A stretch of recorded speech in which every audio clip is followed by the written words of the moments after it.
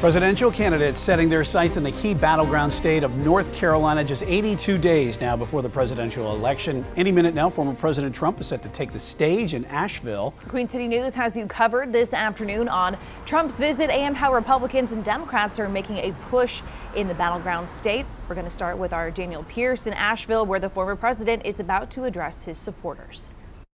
And when the former president takes the stage to make those remarks on the economy, he's going to be flanked by two signs carrying what have essentially been added as pillars in that economic plan. No tax on tips and no tax on Social Security. These have been some of his big ideas whenever it comes to easing the pressure that a lot of families here in North Carolina have felt whenever it comes to their wallets. Now, Republicans are hoping that today he can stay on message, and that is how to tackle the economy. If he does, we could hear a touch on the plans to increase drilling in the U.S. to try and get the price of gas down, and increasing the price on tariffs from countries like China. Economists, however, have pushed back on this idea, stressing it will have middle-class families paying more, not less, like the former president, is claiming. Inflation rates also decreased 2.9% last month, leaving the Federal Reserve with the hope that they could decrease interest rates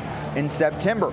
One couple I spoke with from Asheville say that those numbers are ones that they do not trust. I think it's going to take Trump being in office. I don't think that the Federal Reserve will do exactly what they say they're going to do at all. They haven't been able to maintain it so far. So unless we get someone in there that has a backbone, it's not going to change. That family went on to say that they have a son, 24, living at home right now, and they want him to have the opportunity to buy a home and start a family, something they say that is near impossible right now. Tonight at 10 o'clock, we're going to have more of what the president is laying out and how it could be directly aimed whenever Vice President Harris arrives in Raleigh on Friday. In Asheville, Daniel Pierce, Queen City News. Daniel, thanks. And a new poll out today shows that Vice President Harris surging ahead of Trump in 6 of 7 battleground states, according to the Cook Political Report Swing State Project. Harris has an overall 1% lead over Trump across those states, including North Carolina. Now, the margin for undecided voters is 5%, so it could swing either direction. Trump still leads in Nevada, but Harris closed that margin by a whopping 6 points since the poll was last taken in May when President Biden was the presumptive nominee. And our election coverage continues with our Capitol reporter Michael Hyland. Michael, state delegates are getting ready to head to Chicago for the Democratic National Convention, and you talk with one historic change in this presidential race. Right, we had a chance to talk to one of them. You know, the delegates here in North Carolina are among the first to pledge their support to Vice President Harris just hours after President Biden got out of the race.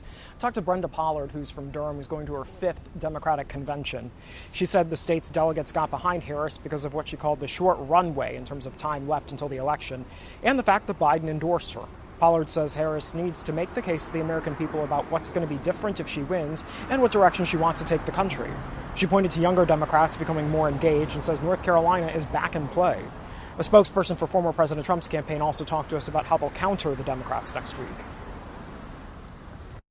Leaders are visionary, not what you have done, but what you're going to do, what you're going to do for us. And that's what we hope to hear from her. The record stands that on every given objective measure, when it comes to the economy, inflation, and immigration, the American people are not better off than they were 4 years ago.